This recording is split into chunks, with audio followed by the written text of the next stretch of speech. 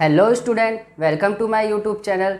सो student, आज हम पढ़ने वाले हैं क्लास 9 में चैप्टर 1 हिस्ट्री ऑफ मैथमेटिक्स, गणित का इतिहास। ये क्लास 9 के मैथ्स बुक में सीजी मैथ्स बुक में हिस्ट्री ऑफ मैथमेटिक्स चैप्टर 1 है, गणित का इतिहास। ओके स्टूडेंट, इसमें हम ज़ीरो का आविष्कार किसने किया था, कौन कौन से ऐसे मैथमेटिशियन हुए उनके बारे में, और हिस्ट्री में मैथ्स कहाँ से आया, मैथ्स में कितने मैथमेटिशियन हुए जिन्होंने बहुत सारी टॉपिक्स पे फॉर्मूलेस बताए, पाई की वैल्यू बताई, वैदिक मैथ्स कहाँ से आया, ये सारी चीज़ें जो है चैप्टर 1 में हम देखने वाले हैं। सो स्टूडेंट, चैप्टर 1 बहुत ही इम्पोर्टेंट होने वाला है।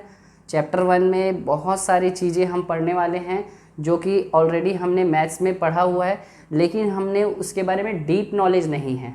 ओके स्टूडेंट, तो वही सब चीज़ें हैं जो आप चैप्टर 1 क्लास 9 के चैप्टर 1 हिस्ट्री ऑफ मैथमेटिक्स, गणित का इतिहास में पढ़ने वाले हैं। Okay student, so student, chapter 1 में कुछ कुछ ऐसे टॉपिक्स हैं, कुछ कुछ ऐसे पॉइंट्स हैं जिसको मैंने नोट कर लिया यहाँ पे।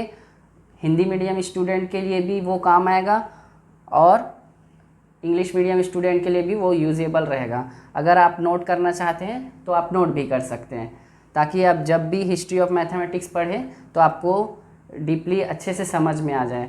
ओके स्टूडेंट, कि एक्चुअल में इस चैप्टर में क्या क्या चीज़ें थी उसको पॉइंट हाईलाइट करने की ज़रूरत थी। वो सारे टॉपिक्स, वो सारे पॉइंट्स मैंने यहाँ लिख दिए हैं, एक एक करके हम उसको और अच्छे से समझेंगे। ओके स्टूडेंट, तो यहाँ फर्स्ट आप स्क्रीन पे देख सकते हैं। स्क्रीन पे देखिए, आप के चैप्टर नंबर 1 में 3-4 लाइन हैं स्टूडेंट, वही लाइन मैं यहाँ पे डिस्क्राइब करने जा रहा हूँ। Okay student, so first of all English medium वाले स्टूडेंट के लिए, if is difficult to tell exactly where and in what form mathematics came into existence even before the existence of oldest written documents, we come across a few pictures or symbols which indicate toward basic knowledge of maths. So student, ये first जो point है उसमें ये बोला गया है कि आपका जो मैथ्स है उसमें हमको एग्जैक्टली बता पाना बहुत ही ज़्यादा मुश्किल है, कठिन है कि एक्चुअल में मैथमेटिक्स जो है, मैथ्स है, वो गणित है, वो कहाँ से आया। सो स्टूडेंट, वही बात हिंदी मीडियम के आप स्क्रीन पे देख सकते हैं। स्क्रीन पे आपको सारा चीज़ दिख रहा होगा अच्छे से, क्लियरली मैंने वहाँ पे मेंशन भी कर दिया है कि कौन से पॉइंट्स को मैंने हाईलाइट करके यहाँ लिखा है। ओके स्टूडेंट, तो हिंदी में भी, हिंदी मीडियम वाले जो बुक है उसमें भी यही टॉपिक है, यही बात कही गई है कि गणित का आरंभ कहाँ और किस रूप से हुआ है यह ठीक बता पाना कठिन है। जिसे हम पुराने लिखित दस्तावेज मानते हैं, उनमें से भी बहुत पहले के कुछ ऐसे चित्र या संकेत मिलते हैं जो मूल गणित के कुछ ज्ञान की ओर संकेत करते हैं। सो स्टूडेंट, इस फर्स्ट पॉइंट से इतना तो समझ में आ गया कि जो गणित का जो हिस्ट्री है वो कहाँ से आया एक्चुअल में, वो बता पाना बहुत ही ज़्यादा कठिन था। और पुराने डॉक्यूमेंट में हमें देखने को मिलते हैं, पुराने डॉक्यूमेंट में, चित्र में बहुत पहले से देखने को शेप्स वगैरह जो हमारे मैथ्स में यूज़ होते हैं, वो सारे शेप्स आपको उसमें देखने मिलेगा। जैसे ट्रायंगल हो गया, रेक्टेंगल हो गया। ट्रायंगल हिंदी मीडियम वालों के लिए त्रिभुज जिसको बोलते हैं, और आयत जिसे बोलते हैं। तो ये सारे शेप्स पहले बने हुए थे। ओके स्टूडेंट, जो कि कहाँ से आता है, फॉर एग्जांपल जो कि Indus Valley civilization of North India develop a system of same weight and measure. So Sindhu घाटी सभ्यता आपके बुक में देख सकते हैं स्टूडेंट, वहाँ पे एक डायग्राम है, एक पिक्चर है, फ़ोटो है, जो सिंधु घाटी सभ्यता का पीक है, जहाँ पे सिंधु घाटी सभ्यता ने इक्वल सेम वज़न और मापन की प्रणाली को विकास किया था। इट मीन्स उन्होंने उन्होंने ही मैथ्स में जो वेट है और मेज़र का जो टॉपिक था, इट मीन्स मैथ्स में उन्होंने वेट और मेज़रमेंट से रिलेटेड कुछ थ्योरी थी, उन्होंने पहले से दे दिया था। ओके स्टूडेंट, सिंधु घाटी सभ्यता आप स्क्रीन पे देख पा रहे होंगे, तो आपको अच्छे से दिख रहा होगा स्टूडेंट। ओके स्टूडेंट, सो आई होप ये वाला जो पॉइंट्स है वो आपको बहुत अच्छे से समझ में आ गया होगा। चलते हैं नेक्स्ट पॉइंट की ओर। और लाइन हाईलाइटेड की है, ये दोनों एक ही पॉइंट्स हैं।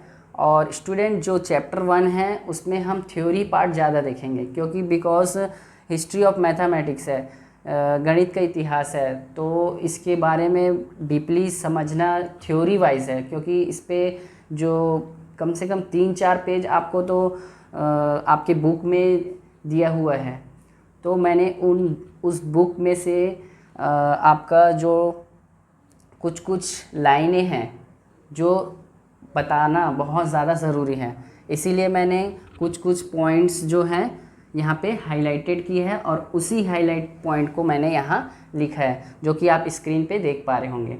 ओके स्टूडेंट, वो लाइन है, road which cut each other at right angle, cuboid, conical and cylindrical, circular and triangular shapes indicates that maths was highly developed at that time.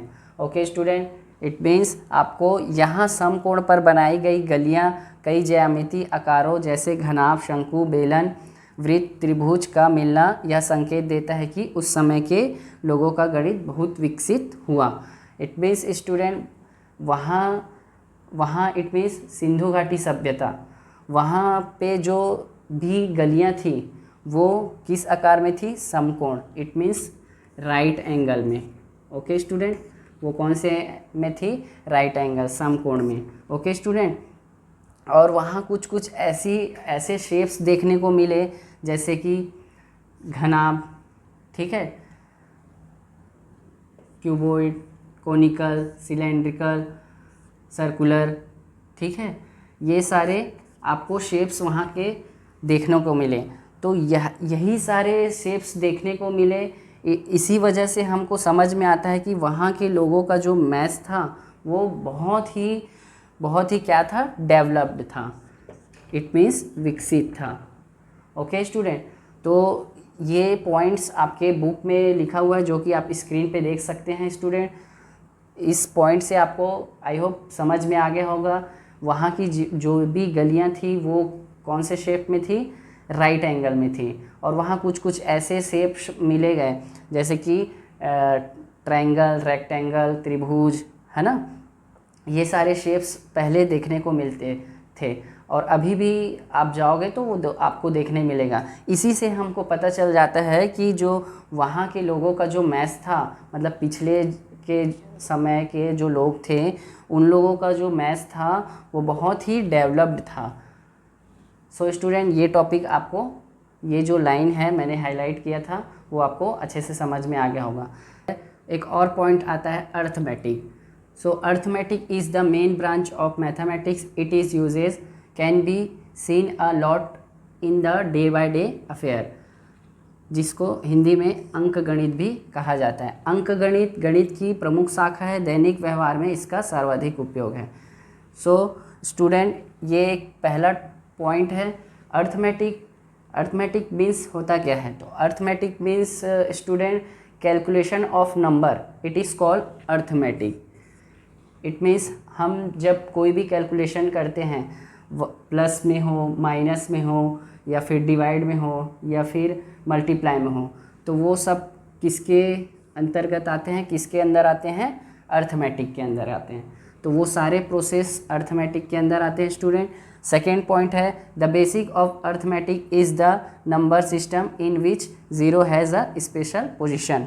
अंक गणित का आधार अंक प्रणाली है जिसमें शून्य का महत्वपूर्ण स्थान है।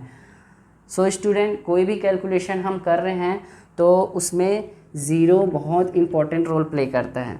ओके स्टूडेंट, शून्य जो है वो बहुत ही इम्पोर्टेंट रोल प्ले करता है, बिकॉज अगर हम अर्थमेटिक में कोई एक एग्ज़ाम्पल देखते हैं, तो अगर हम जैसे 1 + 0 ये बोल दिए तो हमको कोई भी वैल्यू जो जिसमें हम ज़ीरो ऐड किए तो हमें कौन सी वैल्यू मिल जाएगा, जो वैल्यू हमने ऐड किया है।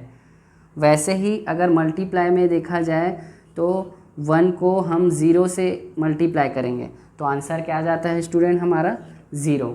तो 0 बहुत ही इम्पॉर्टेंट रोल प्ले करता है किसमें, अर्थमेटिक में।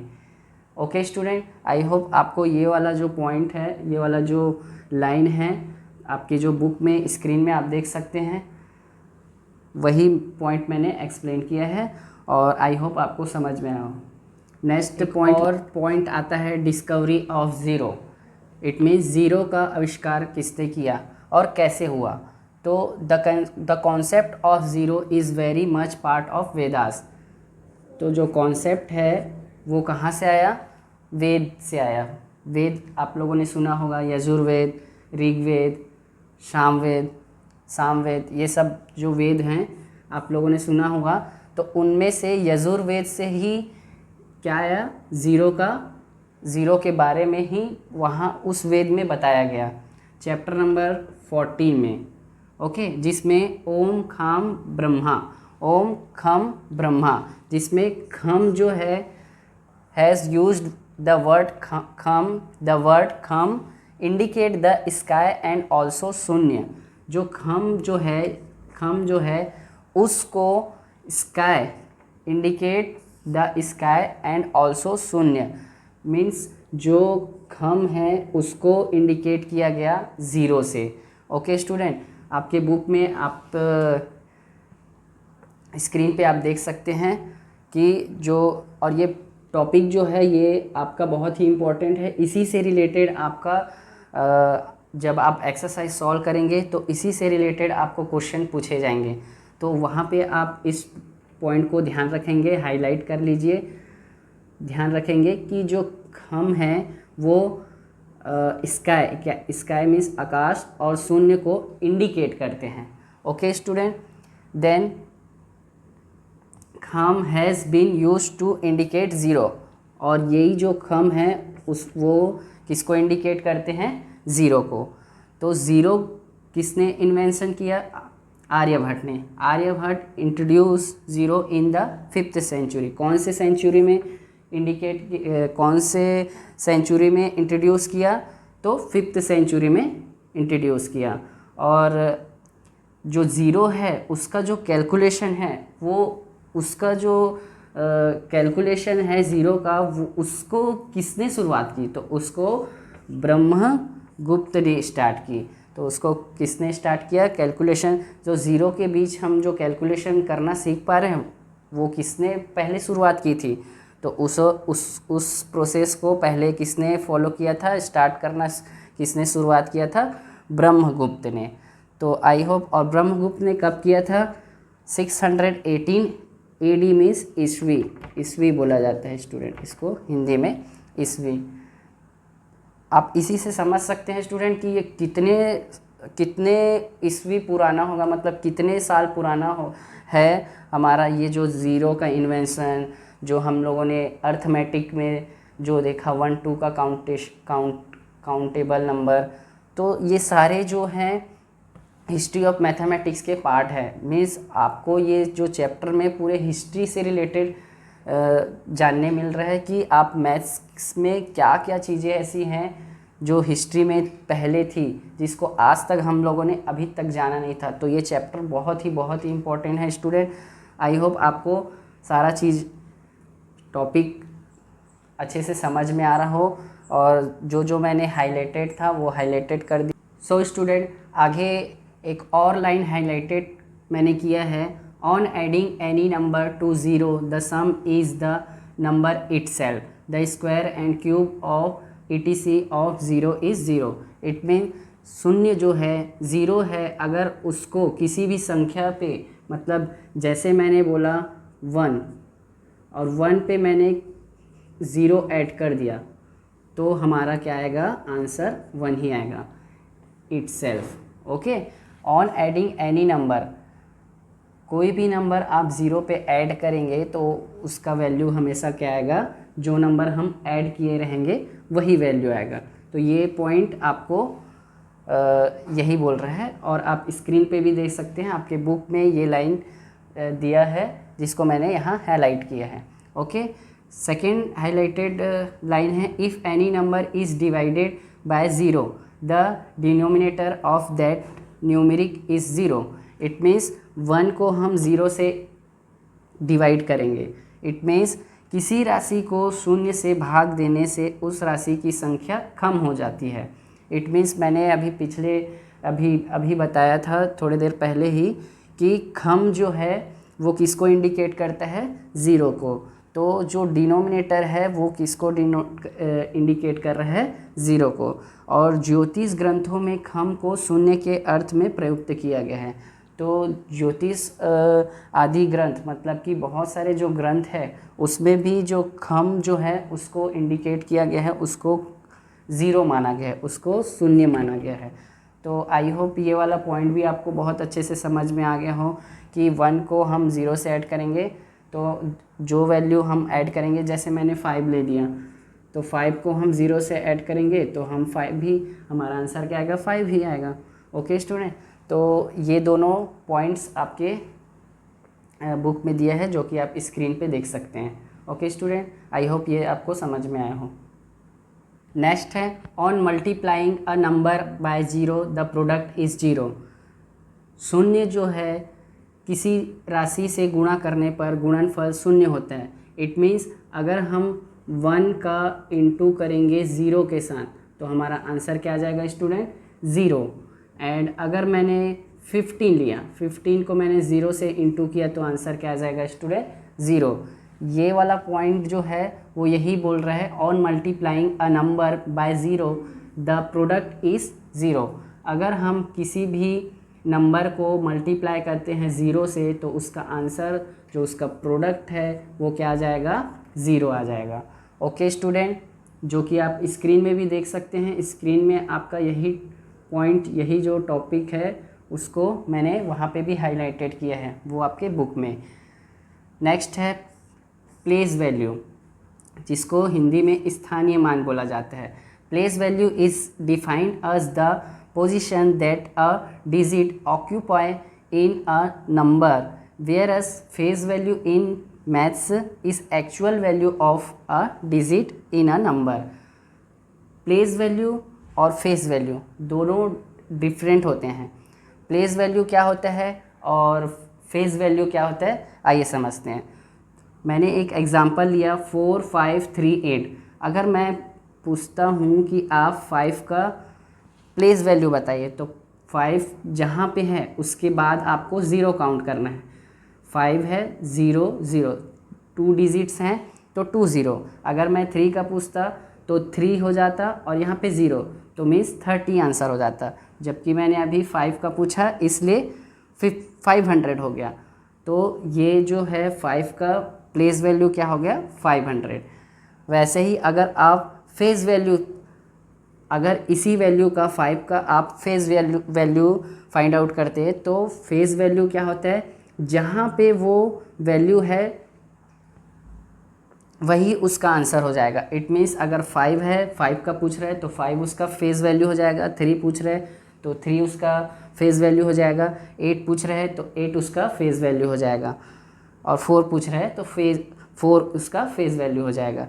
और इसी को हिंदी में अंकित मान भी कहा जाता है। अंकित मान मीन्स जहाँ वो अंकित है, जिस प्लेस में, उस प्लेस के नंबर को ही बस देखना है, आपको 0 इंक्लूड नहीं करना है। ओके, जैसे 4 पूछा, 4 का अंकित मान या फेस वैल्यू क्या है तो 4 ही होगा। 5 का पूछा तो 5 ही होगा। 3 का पूछा तो 3 ही होगा। 8 का पूछा तो 8 ही होगा। इट मीन्स आपको जहाँ अंकित है वही उसका फेस वैल्यू होगा। जहाँ अंकित, इसीलिए इसको फेस वैल्यू कहा गया है। और उसको प्लेस वैल्यू, प्लेस मीन्स जिसके प्लेस में है उसके बाद आपको 0 पुट करना है।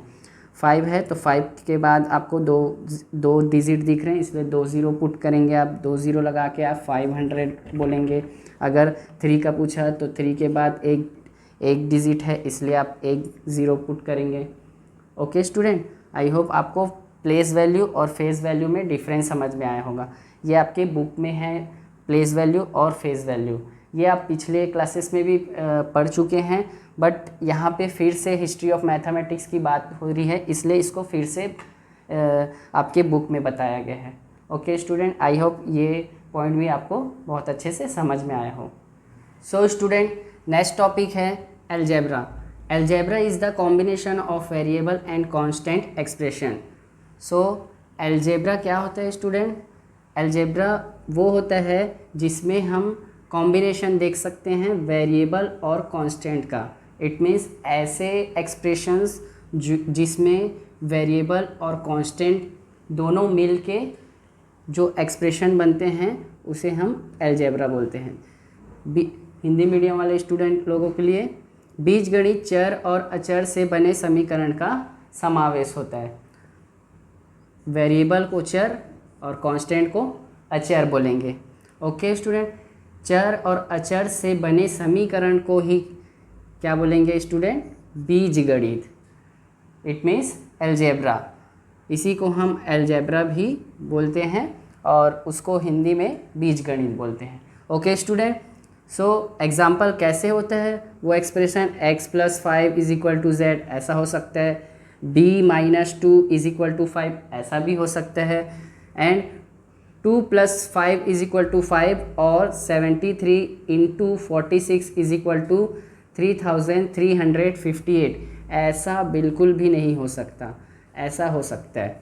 ओके स्टूडेंट, सो ऐसे टाइप के एक्सप्रेशंस को आप क्या बोलोगे? अलजेब्रा। बट ऐसे टाइप के एक्सप्रेशन होंगे, उन एक्सप्रेशन को आप अलजेब्रा नहीं बोलेंगे।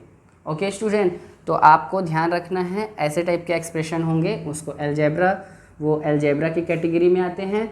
और ऐसे टाइप से एक्सप्रेशन होंगे जिसमें सिर्फ ओनली क्या दिख रहा है? कांस्टेंट दिख रहा है। ओके स्टूडेंट, तो वो अलजेब्रा नहीं होंगे। ओके स्टूडेंट, नेक्स्ट टॉपिक है अर्थमेटिक। आपका स्क्रीन पे आप देख सकते हैं कि आपका अलजेब्रा टॉपिक है, उसमें मैंने अंडरलाइन किया है, उसमें 2 पॉइंट्स हैं, 2 टॉपिक हैं, एक अलजेब्रा है और एक अर्थमेटिक है।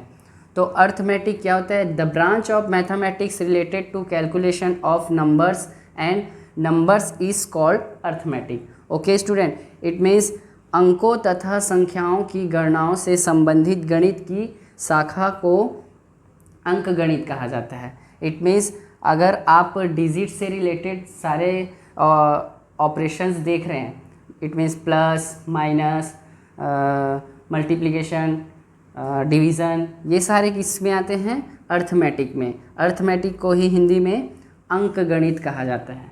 ओके स्टूडेंट, अब हम बात करते हैं अलजेब्रा की। तो अलजेब्रा में एक्सप्रेशन ऐसे भी हो सकते हैं, 3x + 4 = 28, जिसमें ये x है वो वेरिएबल को इंडिकेट करता है, ये प्लस ऑपरेटर, और ये जो 3 है उसको कोफिशिएंट बोला जाता है, और = ये भी साइन इक्वल का, एंड 28 वो भी क्या है? कांस्टेंट्स है। 4 और जो 28 है वो कांस्टेंट है। Constant it means digit form में, जिसकी वैल्यू कभी चेंज नहीं होती, वो फिक्स रहती है, एंड वेरिएबल जिसकी वैल्यू हमेशा चेंज होती रहती है। इट मीन्स अगर हम इसको सॉल्व करना चाहें तो ऐसा सॉल्व करेंगे तो ये x की वैल्यू चेंज होगी। x की वैल्यू ये 28 है, 28 को हम सॉल्व करेंगे, 28 अपने ही प्लेस पे रहेगा, ये प्लस है, ये ट्रांसफ़र होके आपका ये माइनस में हो जाएगा, और ये 3x = 38। 28 में -4 करेंगे, 28 में 4 माइनस करेंगे तो आपका आ जाएगा 24, और ये x ये इनटू में है तो उधर ट्रांसफ़र होके ये 24 / 3 हो जाएगा। ओके स्टूडेंट, 24 / 3, और 3 के टेबल से 24 को कितने टाइम्स में आता है स्टूडेंट? x = 8 टाइम्स में। तो देखिए स्टूडेंट, x की वैल्यू चेंज हो रही है, बट यहाँ पे 4 और 28 ये कभी भी चेंज नहीं होगा, इसीलिए हम इसको कांस्टेंट बोलते हैं और इसको वेरिएबल बोलते हैं। Variable it means changeable value और constant means fix value. Okay student, I hope ये वाला पॉइंट्स आपको जो बुक में स्क्रीन पे आप देख पा रहे हैं, वो जो पॉइंट्स मैंने हाईलाइट किया है वो आपको समझ में आ गया हो कि अर्थमेटिक क्या होता है और अलजेब्रा क्या होता है। ओके स्टूडेंट, अर्थमेटिक में एक और पॉइंट आता है, arithmetic operation. Okay, arithmetic operation में add, subtract, multiply and divide, ये 4 ऑपरेशन आते हैं स्टूडेंट।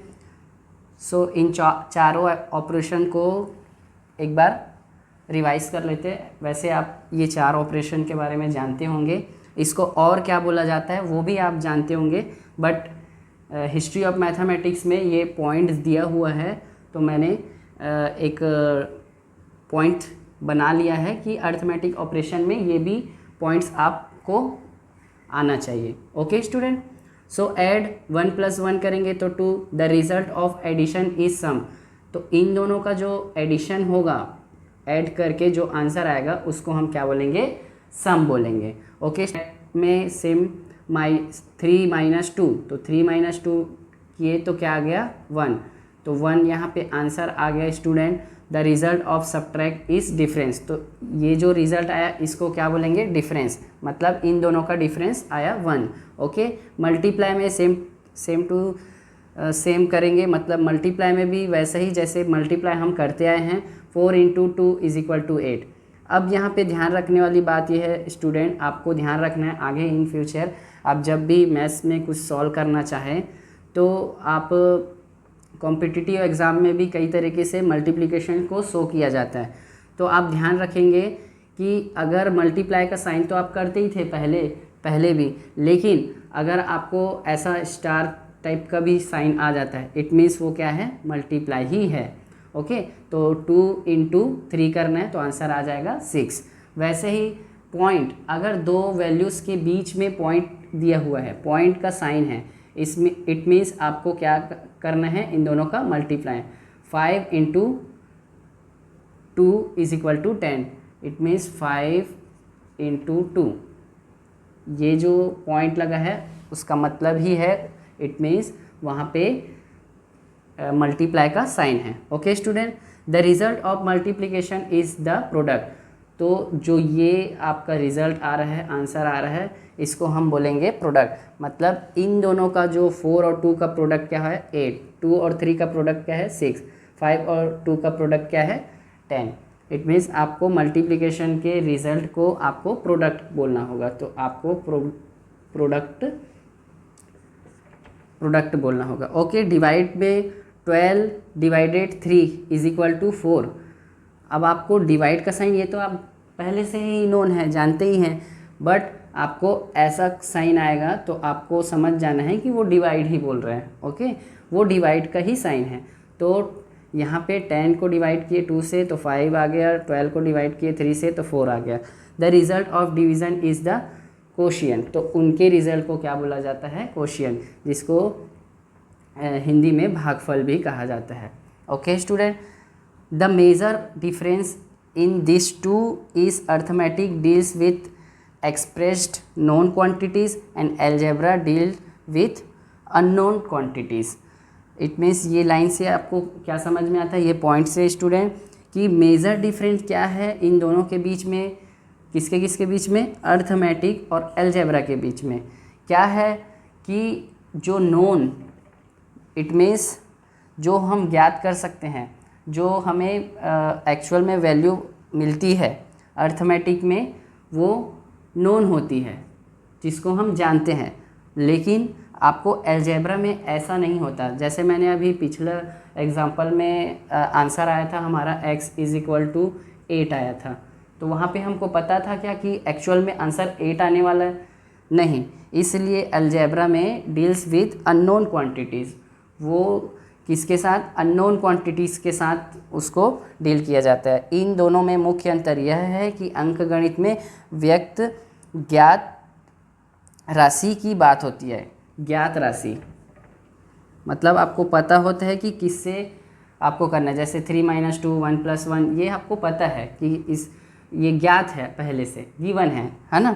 जबकि बीजगणित में अव्यक्त राशि की जाती है। इट में एक और टॉपिक आता है ज्योमेट्री, ठीक है, ज्योमेट्री आता है, इसको हम समझते हैं कि ज्योमेट्री होता क्या है। Okay, geometry is the branch of mathematics that deals with shapes, angle, dimension and size of variety of things we see in everyday life. Okay student, तो इस पॉइंट से आपको क्या समझ में आता है, हिंदी में भी देख लेते हैं। ज्यामिति गणित की वह शाखा है जो रोज़मर्रा की ज़िंदगी में हमारे द्वारा देखी जाने वाली विभिन्न चीज़ों के आकार, कोण, आयाम, चीज़ों के आकार से संबंधित है। ओके स्टूडेंट, इट मीन्स आपको यहाँ से ये फर्स्ट वाला पॉइंट क्लियर हो जाता है कि जो ज्योमेट्री है वो क्या होता है कि हमारे लाइफ में बहुत सारी चीज़ें देखते हैं। जैसे टीवी ही देख लिए, तो टीवी का शेप क्या होता है, रेक्टेंगल होता है, स्क्वायर भी होता है ना। पहले के जो टीवी थी वो स्क्वायर शेप में होती थी, और अभी की टीवी एलईडी वगैरह आते हैं वो रेक्टेंगल शेप में होते हैं। ओके, घड़ी है, वॉच है, वो कौन से शेप में होते हैं, वो सर्कल शेप में होते हैं। तो ये सारी चीज़ें कहाँ से आई, ज्योमेट्री से आई।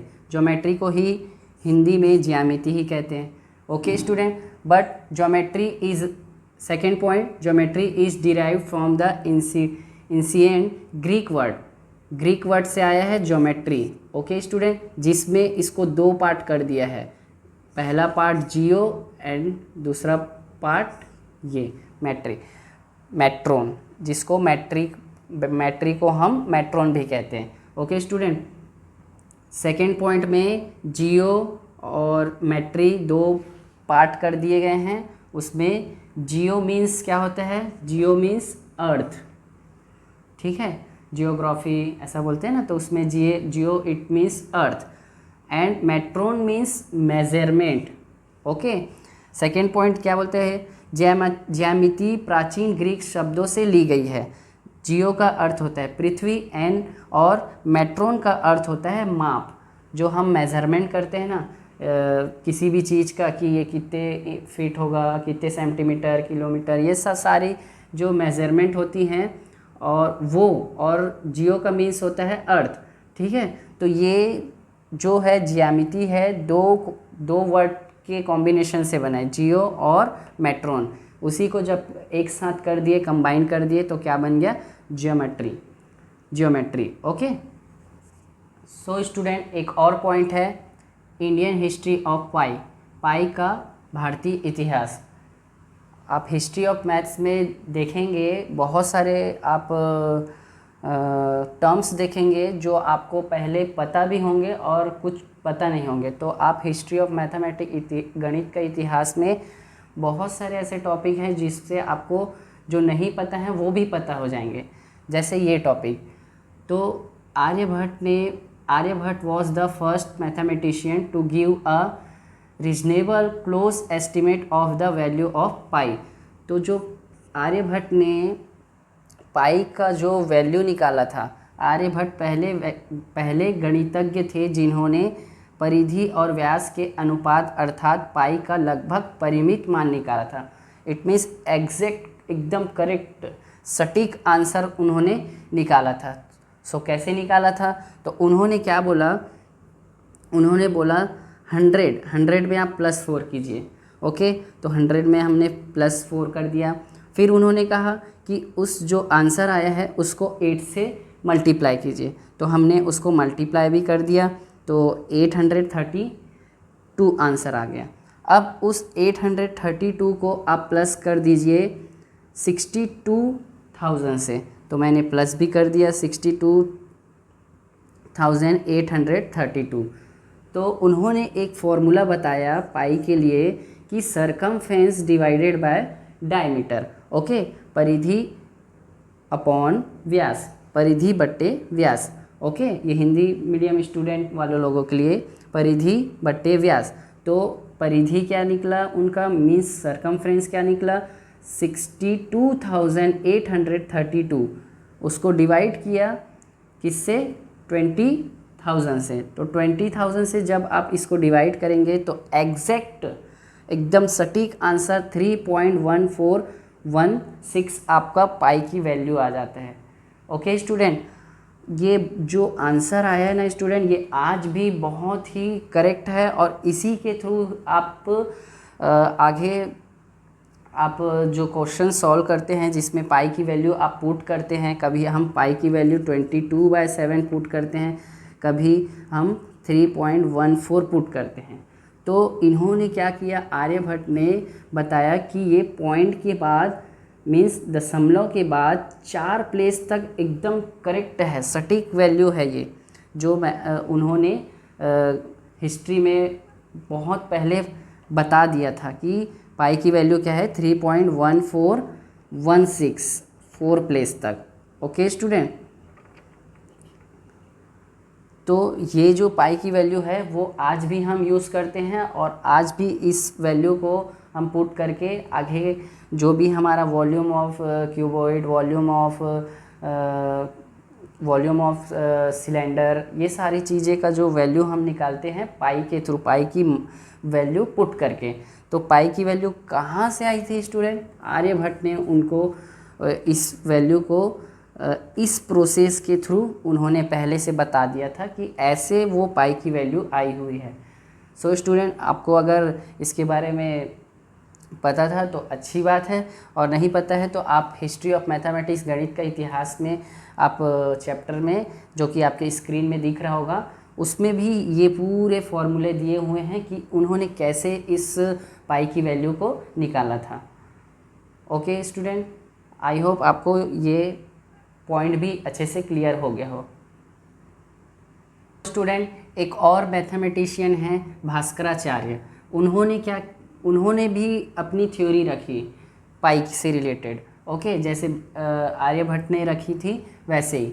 तो Bhaskaracharya has given the value of pi in his ग्रंथ लीलावती एंड सिद्धांता शिरोमणि। तो भास्कराचार्य ने भी अपनी थ्योरी रखी कौन से ग्रंथ पे? उनकी एक ग्रंथ थी लीलावती नाम से और सिद्धांता शिरोमणि नाम से। ओके स्टूडेंट, भास्कराचार्य ने अपने ग्रंथ में लीलावती में पाई का मान दिया था। जैसे अभी मैंने पीछे बताया कि आर्यभट्ट ने भी एक थ्योरी के ज़रिए उन्होंने पाई की वैल्यू 3.1416 ये दिया था। तो वैसे ही पाई से रिलेटेड इन्होंने भी, भास्कराचार्य ने भी अपनी थ्योरी रखी कि if you multiply the diameter by 3927 and divide this by 1250, अगर हम पाई की वैल्यू निकालना चाहते हैं तो सरकमफ्रेंस डिवाइडेड बाय डायमीटर, ये तो आर्यभट्ट ने ये फॉर्मूला दे ही दिया था। उसी फॉर्मूले में भास्कराचार्य ने भी इम्प्लीमेंट करते हुए आगे कहा कि परिधि बटे व्यास जो है उसमें हम सरकमफ्रेंस, इट मीन्स परिधि, डायमीटर में व्यास, इसमें हम परिधि के जगह पे 3927 और डायमीटर आपका 1250 अगर रखते हैं और इसको कैंसिल किया जाता है तो स्टूडेंट 22/7, जो कि आप पाई की वैल्यू 3.1416 के इक्वल हो जाती है। ओके स्टूडेंट, इट मीन्स इन्होंने बाय के फॉर्म में बताया कि बट्टे के फॉर्म में 22/7, 22/7 इस फॉर्म में बताया, और आर्यभट्ट ने 3.1416 के फॉर्म में बताया। तो दोनों की थ्योरी सही है, बट आपको कभी कभी पाई की वैल्यू 22/7 भी पुट करके आप आंसर ला सकते हैं, और 3.1416 पुट करके भी आप ला सकते हैं, और हम ज़्यादातर 3.14 भी पुट कर देते हैं। तो 2 प्लेस तक भी ले सकते हैं आप, 4 प्लेस तक भी, जो कि आर्यभट्ट ने 4 प्लेस तक एकदम सटीक है ऐसा उन्होंने अपनी थ्योरी में बताया था। So student, I hope Bhaskaracharya ने पाई से रिलेटेड क्या बातें रखी थी वो आपको समझ में आ गई हो। एक और मैथमेटिशियन है स्वामी कृष्ण तीर्थ, जिन्होंने has given the value of pi by 10 correct up to 32 decimal place. तो इन्होंने स्टूडेंट एक और थ्योरी दी, जैसे आर्यभट्ट ने अपनी थ्योरी दी और भास्कराचार्य ने अपनी थ्योरी दी, तो वैसे ही इन्होंने भी अपनी थ्योरी दी, और उस थ्योरी में कहा कि पाई की जो वैल्यू है वो 32 प्लेस तक के हो सकती है। 1 2 3 4 5 6 7 8 9 10 11 12 13 14 15 16 17 18 19 20 21 22 23 24 25 26 27 28 29 30 31 32। तो यहाँ तक के आप सोच सकते हैं कि कहाँ तक के मतलब पॉसिबल था पहले के मैथमेटिशियन को लोगों को कि पाई की 32 प्लेस तक की वैल्यू उन्होंने फाइंड आउट कर दी। ओके स्टूडेंट, तो बहुत ही ऐसे ऐसे विद्वान हुए हमारे मैथमेटिक्स में, मैथ्स में, गणित में।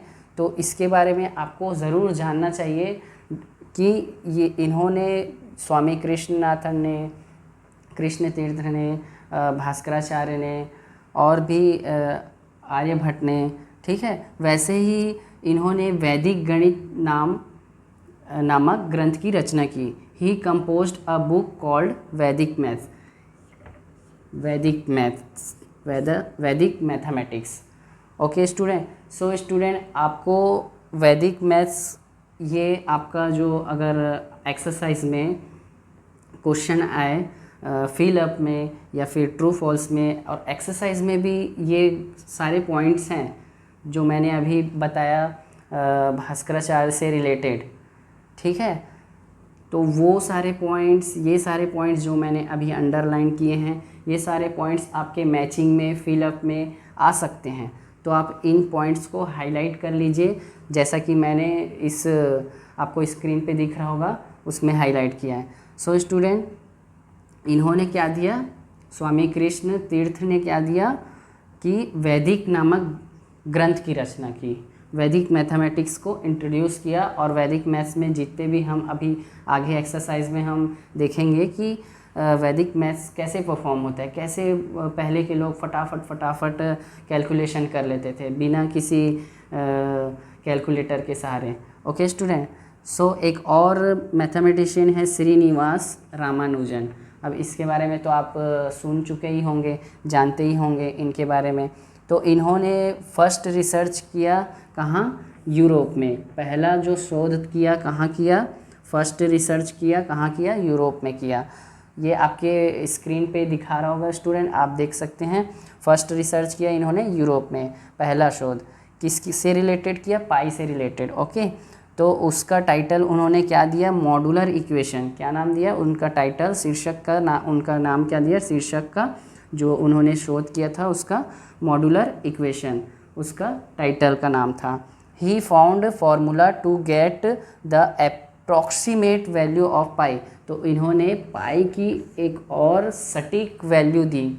जैसे आर्यभट्ट ने 3.1416 दिया था, तो वैसे ही इन्होंने भी, श्रीनिवासन ने भी, रामानुजन ने भी पाई की एक सटीक value the. So I hope student आपको सारा इससे रिलेटेड जितने भी टॉपिक हैं वो आपको बहुत अच्छे से समझ में आ गया हो। सो स्टूडेंट, एक और पॉइंट है बौधायन प्रमेय, Baudhayana theorem. Baudhayana theorem it means Baudhayana जो एक मैथमेटिशियन थे, उन्होंने कहा, उन्होंने थ्योरी दी कि एक रेक्टेंगल है, उसको हम दो पार्ट करते हैं। इट मीन्स डायगोनल, अगर एक डायगोनल से अगर काटते हैं तो हमें 1 और 2 दो क्या मिल जाएंगे, दो ट्रायंगल मिल जाएंगे। ओके स्टूडेंट, इन्होंने ही क्या कहा, ये इसको हम बोलते हैं बेस, इसको बोलते हैं परपेंडिकुलर, इसको बोलते हैं हाइपोटेनियस। तो इन्होंने ये थ्योरी दी कि अगर आप परपेंडिकुलर का स्क्वायर करेंगे एंड बेस का स्क्वायर करेंगे और दोनों को जब प्लस कर देंगे तो वो किसके स्क्वायर के इक्वल हो जाएगा, वो हाइपोटेनियस के स्क्वायर के इक्वल हो जाएगा। इन्होंने ये थ्योरी दी। इसी को हम हिंदी में भी समझ सकते हैं, इसको बोलते हैं आधार, इसको बोलते हैं आधार, और इसको बोलते हैं कर्ण, और इसको बोलते हैं लंब। ओके स्टूडेंट, तो इन्होंने क्या कहा, इन्होंने कहा कि परपेंडिकुलर इट मीन्स लंब का अगर वर्ग कर दिया जाए और आधार का वर्ग कर दिया जाए, तो और इन दोनों के वर्ग को सम कर दिया जाए, इट मीन्स योग कर दिया जाए, जोड़ दिया जाए, तो आपको कर्ण का स्क्वायर के इक्वल मीन्स बराबर हो जाएगा। इट मीन्स लंब का अगर वर्ग करेंगे और आधार का वर्ग करेंगे और दोनों को सम कर देंगे तो वो कर्ण के वर्ग के बराबर हो जाता है। ऐसा किसने कहा? बौधायन ने। तो उसे कौन सी थ्योरी दी गई, उसको क्या नाम दी गई? बौधायन थ्योरम, बौधायन प्रमेय बोला गया। ओके स्टूडेंट, यही थ्योरम आगे जाके पाइथागोरस थ्योरम के नाम से प्रचलित हुआ, बहुत फेमस हुआ। तो इसको हम पाइथागोरस जो नाम का मैथमेटिशियन थे, फिलोसोफर थे, उन्होंने इस थ्योरम को पहले बौधायन ने दे चुके थे। मतलब ये थ्योरी पहले बौधायन ने दे दी थी, बट बाद में ये थ्योरी पाइथागोरस ने अप्लाई की और उसको आगे मैथ्स के फॉर्मूले में आगे लेके आए। तो उनके नाम से फिर ये पाइथागोरस थ्योरम, ये इस थ्योरम का नाम पाइथागोरस थ्योरम भी रख दिया गया, पाइथागोरस थ्योरम।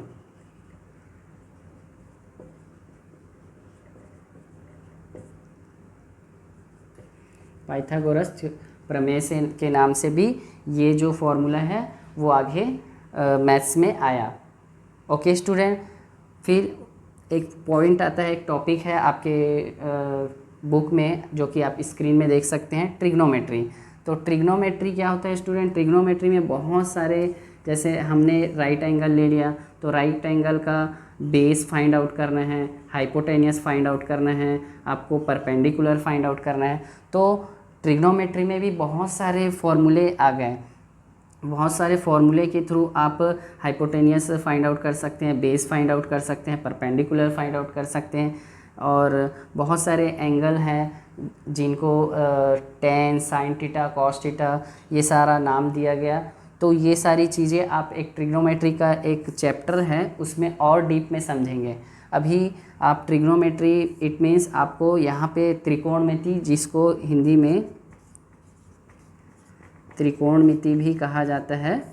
ओके स्टूडेंट, इस चैप्टर में आप पूरे परपेंडिकुलर क्या होता है, बेस क्या होता है, हाइपोटेनियस कैसे होता है, और इसमें tan theta, sine theta, cos theta, ये सारी चीज़ें और डीप में पढ़ने वाले हैं। तो ये आपके नाइन्थ में क्लास 9 के मैथ्स बुक में आगे चैप्टर में और भी डिटेल से समझेंगे। तो स्टूडेंट, ट्रिग्नोमेट्री में आप और भी बहुत सारे फॉर्मूलेज देखेंगे ट्रिग्नोमेट्री से रिलेटेड, जिससे आप एंगल फाइंड आउट करेंगे, जिससे आप बेस फाइंड आउट करेंगे, परपेंडिकुलर फाइंड आउट करेंगे एंड हाइपोटेनियस फाइंड आउट करेंगे। तो ये क्लास 9 में के बुक में एक चैप्टर है, पूरा ट्रिग्नोमेट्री का एक पूरा चैप्टर है। तो उसमें और आप डीप से समझ जाएंगे कि आपको ट्रिग्नोमेट्री में क्या पढ़ना है। अभी आपको सिर्फ इतने सारे पॉइंट्स जो है हिस्ट्री ऑफ मैथमेटिक्स, गणित का इतिहास में हमने देखा। स्टूडेंट, ये वीडियो थोड़ा लंबा हो गया है, बहुत लेंथ इसका ज़्यादा हो गया है। सो स्टूडेंट, आप अगर डीप में पढ़ेंगे तो आपको ये वीडियो का लेंथ कम लगेगा, क्योंकि आपको इस हिस्ट्री ऑफ मैथमेटिक्स में बहुत सारी चीज़ें जानने मिली जो आप पहले नहीं जानते थे, और जानते भी थे तो डीप में नहीं जानते थे। स्टूडेंट, मैंने पूरी कोशिश की है कि हिस्ट्री ऑफ मैथमेटिक्स में सारे टर्म्स को कवर करने का और कवर करके उसको सारे को एक्सप्लेन करने का। आपको ये सारा जो टर्म्स मैंने अंडरलाइन कराया, आप स्क्रीन पे भी देखें, तो वो सारे चीज़ें आपको हाईलाइटेड करके मैंने समझाने की पूरी कोशिश की। आपको अगर इससे रिलेटेड कुछ पूछना है तो आप कमेंट करके मुझे पूछ सकते हैं। अगर वीडियो अच्छा लगा हो तो लाइक कीजिए, और आगे भी क्लास 9 से रिलेटेड आपको वीडियोस मिलते रहेंगे, तो उसके लिए आप मेरा यूट्यूब चैनल सब्सक्राइब कर दीजिएगा, ताकि आपको आगे आने वाले एक्सरसाइज क्लास 9 में चैप्टर 1 से रिलेटेड एक्सरसाइज आपको सही समय पे मिलता रहे। सो स्टूडेंट, आप सभी का बहुत बहुत थैंक यू कि आपने ये वीडियो पूरा लास्ट एंड तक देखा और समझा। Thank you student, thank you so much.